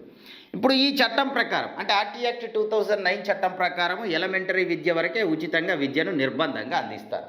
కానీ నూతన జాతీయ విద్యా విధానం 2020 ప్రకారము 12 తరగతుల వరకు అంటే గ్రేడ్ 12 వరకు ఉచిత నిర్బంధ విద్యను అందించడం జరుగుతుంది. ఉచిత నిర్బంధ విద్య ఇక ప్రాథమిక విద్య ఉండదు. ఉచిత నిర్బంధ విద్య. ఆ ఉచిత నిర్బంధ విద్యను ఏ స్థాయి వరకు అందిస్తారు? గ్రేడ్ 12 వరకు అందిస్తారు. ఏ వయస్సు వరకు అందిస్తారు? 18 సంవత్సరాల వయస్సు వరకు. ఎక్కడ? 18 సంవత్సరాలు, 3 నుంచి 18 సంవత్సరాలు. దాన్ని ఏ విధానంలో అందిస్తారు అంటే 5+3+3+4 విధానంలో అందించడం జరుగుతుంది. ఇప్పుడు చూడండి, 5 సంవత్సరాలు ఈ 5 సంవత్సరాలను ఫౌండేషన్ కోర్సుగా పేర్కొంటాము. ఇందులో మొదటి 3 సంవత్సరాలు పిల్లవాడు pre primary education, early child care education లేదా కిండర్ గార్డెన్ విద్య లేదా మాంటిస్సోరీ విద్య దాన్ని మనము స్టైల్గా ఎల్కేజీ, యూకేజీ అనేటువంటి పేర్లతో పిలుస్తున్నాం. LKG grade 1, grade 2, UKG grade 1, grade 2 ఈ విధంగా పిలుస్తున్నాం. సో ఆ విధంగా మొదటి 3 సంవత్సరాల కాలం పాటు పిల్లవాడు ఆ విద్యను అభ్యసిస్తాడు. క్లియర్? ఆ తర్వాత గ్రేడ్ 1, గ్రేడ్ 2 వరకు ఈ 5 సంవత్సరాలను అభ్యసిస్తాడు. 5 అంటే మొదటి 3 సంవత్సరాలు ఎల్కేజీ, యూకేజీ, ప్రీ ప్రైమరీ, తర్వాత గ్రేడ్ 1, గ్రేడ్ 2 ఈ 5 సంవత్సరాలు. తర్వాత ఈ 3 అనేటువంటి అంశాన్ని పరిశీలించినట్లయితే ఇక్కడ గ్రేడ్ 3, గ్రేడ్ 4, గ్రేడ్ 5 అభ్యసిస్తాడు. ఈ గ్రేడ్ 5 వరకు అనగా ఈ ఫౌండేషన్ కోర్సు నుంచి గ్రేడ్ 5 వరకు తప్పనిసరిగా మీడియం ఆఫ్ ఇన్స్ట్రక్షన్గా మదర్ టంగే ఉండాలి, బోధనా మాధ్యమంగా మాతృభాషయే ఉండాలి అనేటువంటి అంశాన్ని నూతన జాతీయ విద్యా విధానం 2020 తెలియజేస్తుంది. క్లియర్?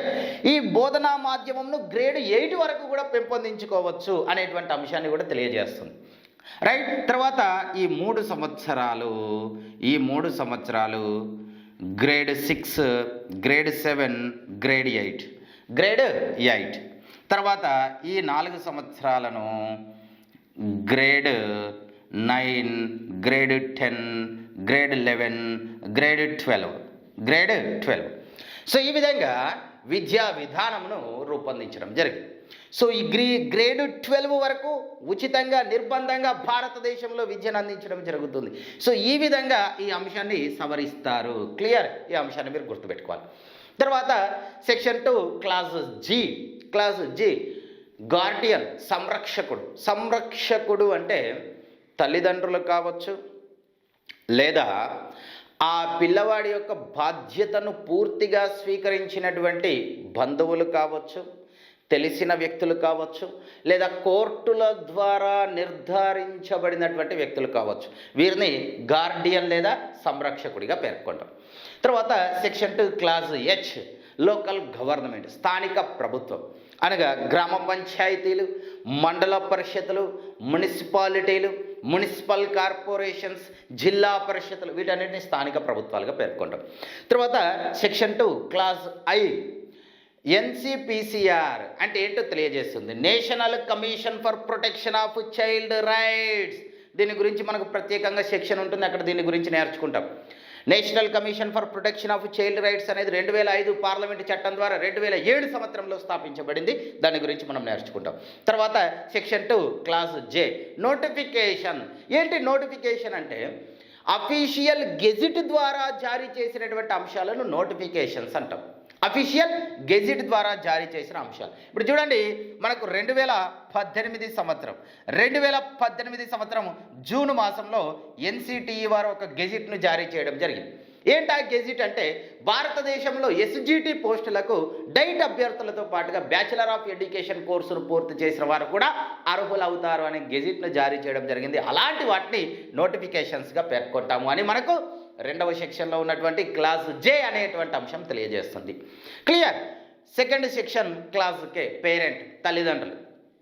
ఎవరిని పేరెంట్గా పరిగణించాలి అంటే స్వంత తల్లిదండ్రులు లేదా స్టెప్ మదర్, స్టెప్ ఫాదర్ కానీ, లేదా కోర్టుల ద్వారా నిర్ధారించబడినటువంటి వ్యక్తులు కానీ, లేదా ఒక పిల్లవాడిని దత్తత తీసుకున్నటువంటి వ్యక్తులను కానీ తల్లిదండ్రులుగా పరిగణించాలి అని ఈ సెకండ్ సెక్షన్లో ఉన్నటువంటి క్లాస్ కే అనేటువంటి అంశం తెలియజేస్తుంది. క్లియర్.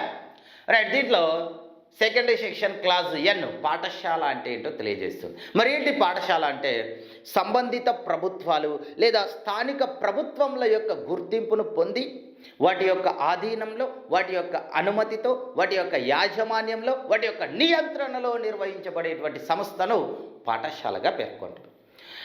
ఈ పాఠశాలలో సాధారణ పాఠశాల అంటున్నాం.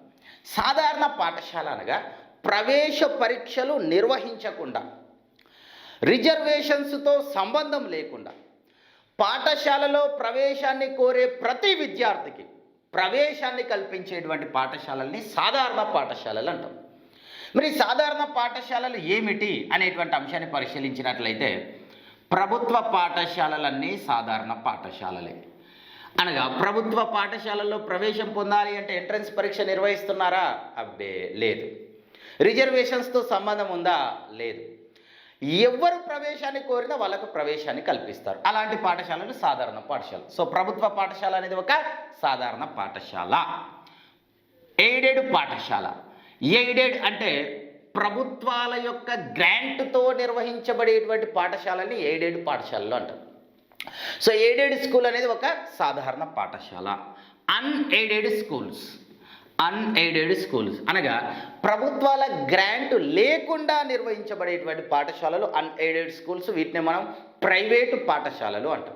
ఇవన్నీ కూడా సాధారణ పాఠశాలలు. క్లియర్. తర్వాత సెకండ్ సెక్షన్ క్లాస్ ఓ పాఠశాలల్లో ప్రవేశానికి స్క్రీనింగ్ ప్రొసీజర్ను తెలియజేస్తుంది. స్క్రీనింగ్ ప్రొసీజర్ అది ఎలా ఉంటుంది అనేది మనకు నెక్స్ట్ వస్తుంది, అక్కడ పరిశీలిస్తాం. తర్వాత section 2 class P. Section 2 class P దేని గురించి తెలియజేస్తుంది అంటే స్పెసిఫైడ్ కేటగిరీ స్కూల్స్ గురించి తెలియజేస్తుంది.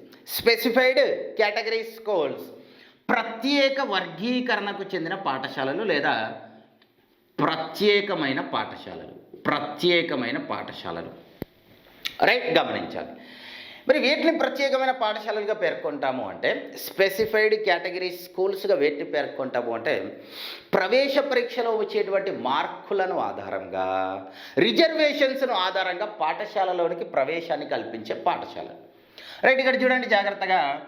అందులో ఒక పాఠశాల నవోదయ పాఠశాల. ఈ నవోదయ పాఠశాలలు అనేవి మన భారతదేశంలో ఆవిర్భవించడానికి కారణం ఏంటి అంటే 1986 జాతీయ విద్యా విధానం. 1986 జాతీయ విద్యా విధానం యొక్క ఫలితమే ఈ నవోదయ పాఠశాలలు మరియు కేంద్రీయ విద్యాలయాలు. మన దేశంలో 1900 Sainik schools and railway schools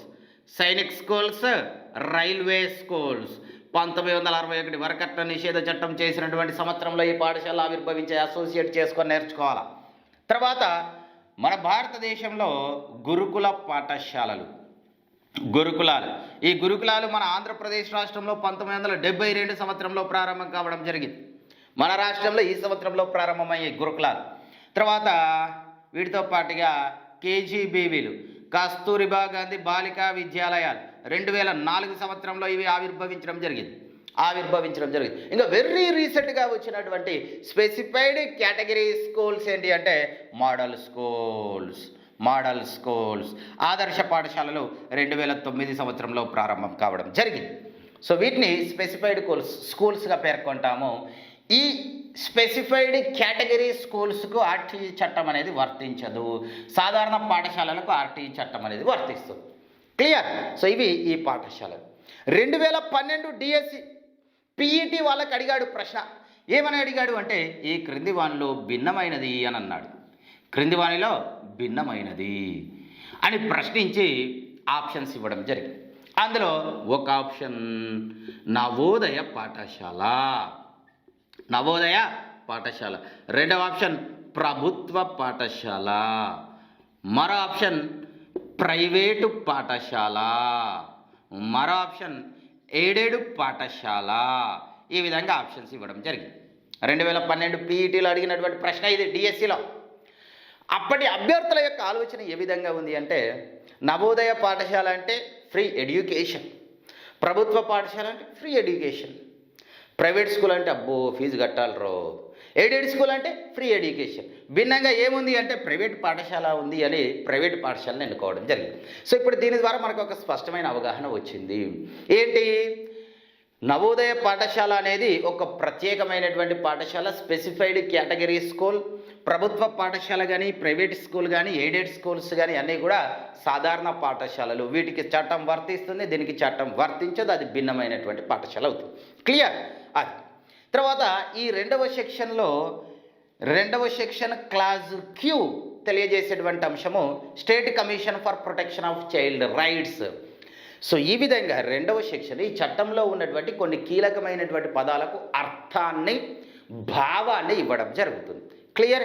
మరి ఈ చట్టం ఈ కమిషన్ ఏం చేస్తుంది? State commission for protection of child rights అంటే ఆంధ్రప్రదేశ్ రాష్ట్రంలో ఉన్నటువంటి 6 నుంచి, అంటే ఆంధ్రప్రదేశ్ రాష్ట్రం అనే కాదు, భారతదేశంలో ఉన్నటువంటి ఏ రాష్ట్రంలోనైనా 6 నుంచి 14 సంవత్సరాల వయస్సును కలిగి ఉన్నటువంటి బాలబాలికలందరూ తప్పనిసరిగా పాఠశాలలో ప్రవేశాన్ని పొంది విద్యను అభ్యసించాలి. ఆ విధంగా విద్యను అభ్యసించేటువంటి వారి యొక్క హక్కుకు ఉల్లంఘన కలగకుండా ఆ హక్కును పరిరక్షించడము ఈ కమిషన్ యొక్క బాధ్యత. అదేవిధంగా ఎన్సిపిసిఆర్ కూడా. క్లియర్? సో ఇది కంప్లీట్గా మనకు రెండవ సెక్షన్లో ఉన్న అంశాలు. ఇప్పటి వరకు మనం మొదటి అధ్యాయం గురించి నేర్చేసుకున్నాం. రెండవ అధ్యాయము ఉచిత నిర్బంధ విద్యా హక్కు, right to free and compulsory education. So ఈ అధ్యాయము 3 నుంచి 5 సెక్షన్లను కలిగి ఉంది అనేటువంటి అంశాన్ని మనం ప్రారంభంలో నేర్చుకున్నాము. అందులో ఒక అంశాన్ని పరిశీలించినట్లయితే సెక్షన్ 3 క్లాజ్ 1. సెక్షన్ 3 క్లాజ్ 1 ఏమని తెలియజేస్తుంది అంటే భారతదేశంలో ఉన్నటువంటి 6 నుంచి 14 సంవత్సరాల వయస్సును కలిగి ఉన్నటువంటి బాలబాలికలు ఆవాసంలో విద్యను పొందే హక్కును కలిగి ఉన్నారు అని తెలియజేస్తుంది. అంటే 6 నుంచి 14 సంవత్సరాల వయస్సును కలిగి ఉన్నటువంటి పిల్లలు ఆవాసంలో విద్యను పొందే హక్కును కలిగి ఉన్నారు. ఆవాసము అనగా విద్యార్థి నడవగలిగిన దూరము అని అర్థం. ఆవాసం అంటే విద్యార్థి నడవగలిగిన దూరము. ఇది మన రాష్ట్రంలో 1 నుంచి 5 తరగతుల విద్యార్థులకు 1 కిలోమీటర్ పరిధిని, 6, 7, 8 తరగతుల విద్యార్థులకు 3 కిలోమీటర్ల పరిధిని ఆవాసంగా నిర్ణయించడం జరిగింది. అనగా ఈ పిల్లలు ఇంత దూరంలో, ఈ పిల్లలు ఇంత దూరంలో విద్యను పొందే హక్కును కలిగి ఉన్నారు అని మనకు సెక్షన్ 3 క్లాజ్ 1 తెలియజేస్తుంది. మరియు సమాన అవకాశాలు సంరక్షణ పూర్తి భాగస్వామ్య చట్టము 1996లోని సెక్షన్ 2 క్లాజ్ 1 ప్రకారము వైకల్యంతో బాధపడేటువంటి పిల్లలు సైతము ఉచిత నిర్బంధ విద్యను పొందే హక్కును కలిగి ఉన్నారు అనేటువంటి అంశాన్ని మనకు సెక్షన్ 1 సెక్షన్ 3 క్లాజ్ 1 తెలియజేస్తుంది. క్లియర్? తర్వాత సెక్షన్ 3 క్లాజ్ 2 పిల్లలు ఇంత దూరంలో 6 నుండి 8 తరగతుల విద్యను పూర్తి చేయడానికి ఎలాంటి రుసుము చెల్లించవలసిన అవసరం లేదు. ఏ విధమైన రుసుము చెల్లించవలసిన అవసరం లేదు అనేటువంటి అంశాన్ని మనకు 3వ సెక్షన్ 2వ క్లాస్ వివరిస్తుంది. క్లియర్? తర్వాత సెక్షన్ 4ను పరిశీలించినట్లయితే ఇక జాగ్రత్తగా చూడండి.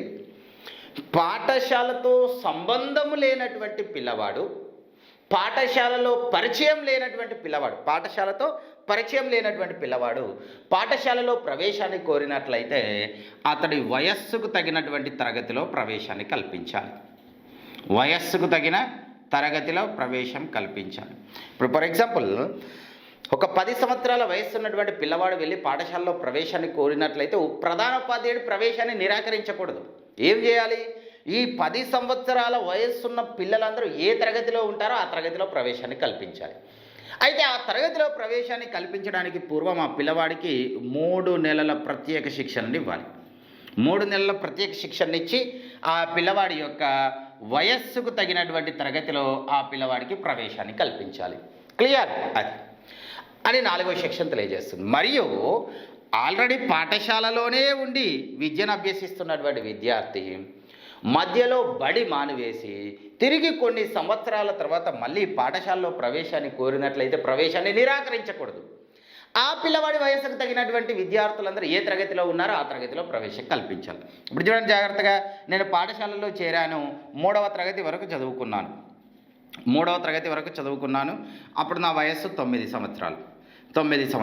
ఇక 9 సంవత్సరాల్లో నేను డ్రాప్ అవుట్ అయిపోయా, పాఠశాల మానివేశాను. ఇప్పుడు నా వయస్సు 12 సంవత్సరాలు. ఇప్పుడు నేను వెళ్ళి పాఠశాలలో ప్రవేశాన్ని కోరినట్లయితే ప్రధానోపాధ్యాయుడు నిరాకరించకూడదు. నా వయస్సు పిల్లలందరూ ఏ తరగతిలో ఉంటారో ఆ తరగతిలో నాకు ప్రవేశాన్ని కల్పించాలి. క్లియర్? ఇప్పుడు చూడండి, వయస్సుకు తగిన తరగతిలో ప్రవేశాన్ని కల్పించాలి. ఆ విద్యార్థి యొక్క కోరిక మేరకు వయస్సు కంటే తక్కువ తరగతిలో కూడా ప్రవేశం కల్పించవచ్చు. ఇప్పుడు చూడండి, 12 సంవత్సరం వయస్సు ఉన్నటువంటి పిల్లలందరూ దాదాపు 6వ తరగతిలో ఉన్నారనుకోండి. 6వ తరగతిలో ఉన్నారండి. నాకు ఎక్కడ ప్రవేశం కల్పించాలి? 6వ తరగతిలో ప్రవేశం కల్పించాలి. ఇప్పుడు నేనేమంటున్నాను అంటే 6 వాళ్ళతో నేను పోటీ పడలేనేమో, నన్ను 4వ తరగతిలో చేర్పించండి అన్నాను.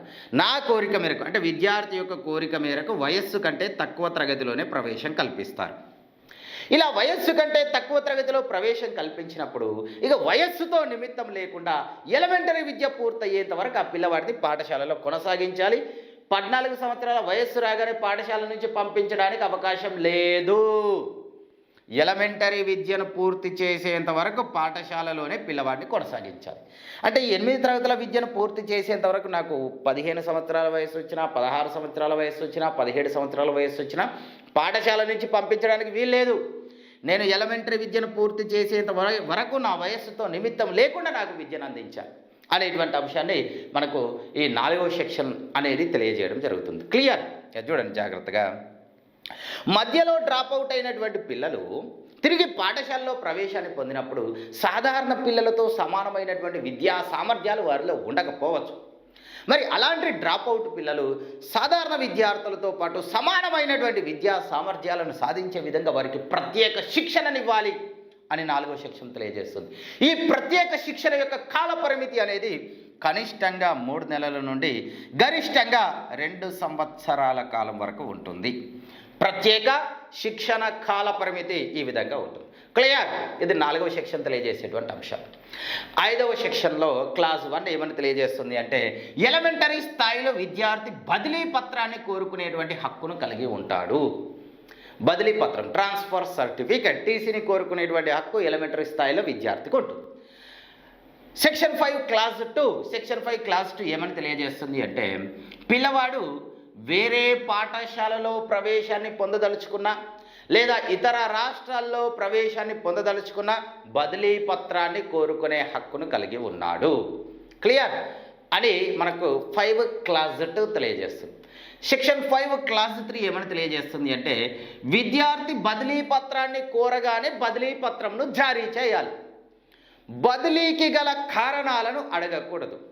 మరియు బదిలీ పత్రాన్ని జారీ చేయడంలో జాప్యాన్ని ప్రదర్శించినట్లయితే ఆ పాఠశాల ప్రధానోపాధ్యాయుడి పైన, పాఠశాల ఇన్ఛార్జ్ పైన క్రమశిక్షణ చర్యలను తీసుకుంటారు. ఇప్పుడు పిల్లవాడు నాకు వారం రోజుల్లో టీసీ ఇవ్వగలరు అంటే వారం రోజుల్లో టీసీ పిల్లవాడికి ఇవ్వాలి. నువ్వు ఎందుకు పోతున్నావు మన పాఠశాల నుంచి, నీకెందుకు టీసీ అని ప్రశ్నించడానికి ప్రధానోపాధ్యాయుడికి అధికారం లేదు. పిల్లవాడు వారం రోజుల్లో టీసీ అడిగాడు, వారం దాటిపోయింది. అప్పుడు ఈ చట్టాన్ని అనుసరించి ఆ పాఠశాల ప్రధానోపాధ్యాయుడి పైన, ఇన్ఛార్జి పైన క్రమశిక్షణ చర్యలు తీసుకోవడం జరుగుతుంది. క్లియర్? మరియు పిల్లవాడి వద్ద టీసీ లేదు అనేటువంటి సాకుతో ఏ పాఠశాల కూడా పాఠశాలలోనికి ప్రవేశాన్ని నిరాకరించకూడదు. ఈ టైం రాసుకో. విద్యార్థి వద్ద టీసీ ఉన్నా లేకపోయినా పాఠశాలలోనికి ప్రవేశాన్ని కల్పించాలి. టీసీ లేదు అనేటువంటి సాకుతో పాఠశాలలోనికి ప్రవేశాన్ని నిరాకరించకూడదు. నెంబర్ ఆఫ్ టెట్ పరీక్షలు అడిగాడండి ప్రశ్న. ఈ క్రింది వాళ్ళ ఆర్టీ యాక్ట్ 2009కు సంబంధించి సరికాని వాక్యంను గుర్తించమంటాడు. టీసీ లేనిదే పిల్లవాడికి పాఠశాలలోనికి ప్రవేశాన్ని కల్పించరాదు అని ఒక ఆప్షన్ ఇస్తాడు. అదే సరికానిది అవుతుంది. అంటే పిల్లవాడి వద్ద టీసీ ఉన్నా లేకపోయినా పాఠశాలలోనికి ప్రవేశాన్ని కల్పించాలి అనేటువంటి అంశాలను మనకు ఈ 5వ సెక్షన్లో ఉన్నటువంటి సబ్ సెక్షన్స్ ఇవన్నీ కూడా ఈ విధంగా తెలియజేస్తాయి. క్లియర్? ఒక్కో అంశం ఏ విధంగా తెలియజేస్తుందో మనం నేర్చుకున్నాం. ఇప్పుడు చూడండి, పిల్లవాడి వద్ద టీసీ లేదనుకోండి. మన ఆంధ్రప్రదేశ్ గవర్నమెంట్ టీసీ లేనటువంటి పిల్లవాడిని పాఠశాలలోనికి చేర్చుకోవడానికి ఒక స్క్రీనింగ్ ప్రొసీజర్, అడ్మిషన్ స్క్రీనింగ్ ప్రొసీజర్ను పెట్టడం జరిగింది. ఆంధ్రప్రదేశ్ యొక్క నియమాల అనుసారము టీసీ లేనటువంటి పిల్లవాడి యొక్క ఆధార్ కార్డుని ఆధారంగానైనా, రేషన్ కార్డుని ఆధారంగానైనా, పట్టాధార్ పాస్ పుస్తకంను ఆధారంగానైనా, ఇంటి పన్నును ఆధారంగానైనా, టెలిఫోన్ కరెంటు బిల్లులను ఆధారంగానైనా, నివాస ధృవీకరణ పత్రం అడ్రస్ ప్రూఫ్ని ఆధారంగా పిల్లవాడికి పాఠశాలలోనికి ప్రవేశం కల్పించాలి. అంతేగాని టీసీ లేదనేటువంటి సాకుతో పాఠశాలలోనికి ప్రవేశాన్ని నిరాకరించకూడదు. సో ఈ సెక్షన్ అంటే ఈ అధ్యాయము ఇన్ని విషయాలను గురించి చర్చిస్తుంది. పిల్లవాడికి అనుకూలంగా ఉండేటువంటి విషయాలను గురించి బాగా చర్చించింది. కాబట్టి ఈ అధ్యాయంను ఆర్టీ యాక్ట్ 2009కి ఆత్మ వంటిదిగా పేర్కొంటాము. ఈ అధ్యాయంను ఆర్టీ యాక్ట్ 2009 చట్టానికి హృదయం వంటిదిగా పేర్కొంటాం. So clear? ఇది మొత్తంగా ఈ అధ్యాయానికి సంబంధించినటువంటి